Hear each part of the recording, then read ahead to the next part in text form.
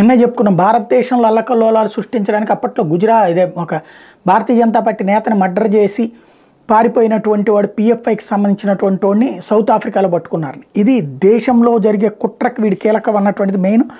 Popular front of India కీలక నేత Abdul సలీంని NIA arrest చేసింది. ఇతను పిఎఫ్ఐకి రాష్ట్ర కార్యదర్శి, ఉత్తర తెలంగాణగా పనిచేస్తుండగా నిజామాబాద్ పిఎఫ్ఐ కేసులో ప్రధాన నిందితులు ఒకడు.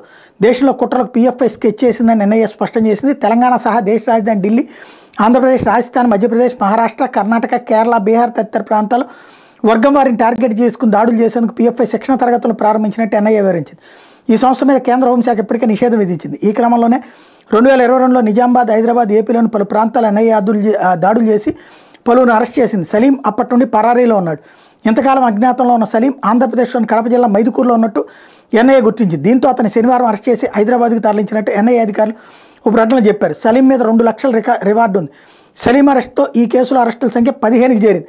2022 జూలైలో నిజామాబాద్ పోలీసులు తొలుత కేసు నమోదు చేయగా కుట్ర, ఉగ్రశిక్షణ వంటి చర్యలు తీవ్రత నేపథ్యంలో ఎన్ఐఏ దర్యాప్తును స్వీకరించింది. ఏఎఫ్ఐ నాయకుడు, most wanted gangster Mohammed Gaur నియాజీని ఎన్ఐఏ మరోవైపు దక్షిణాఫ్రికాలో అరెస్ట్ చేసింది. 2016లో బెంగళూరు ఆర్ఎస్ఎస్ నాయకుడు రుద్రేష్ హత్య కేసులో వాడు నిందితుడు. అప్పటి నుండి తప్పించుకుని తిరుగుతుండటంతో పట్టుకున్న వాళ్ళకి 5 లక్షల రూపాయలు బహుమానం ఇస్తామని కూడా ప్రకటించారు. ఇక్కడ ఇద్దరు కూడా పిఎఫ్ఐ లీడర్లే. ఒకడు సౌత్ ఆఫ్రికాలో పట్టుబడితే ఒకడు మన మైదుకూరులో పట్టుబడ్డాడు. ఆ మధ్యన ఒక పోలీస్ అధికారి చెప్పాడు, నేను ఒక్కడిని మాత్రం అప్పుడు వీడియో ప్రొజెక్ట్ చేసా, మిగతా ఎవ్వడూ పట్టించుకోలేదు. ఆంధ్రప్రదేశ్లో పిఎఫ్ఐ దాపురించింది, ఆయుధ శిక్షణ ఇచ్చింది, ఎలాగా దాడులు చేయాలి అని. ఆ సెక్షన్లో భాగమే పోలీస్ స్టేషన్ మీద దాడి జరిగింది అప్పుడు నంద్యాల దగ్గర అన్నటువంటి చెప్పుకున్నాం.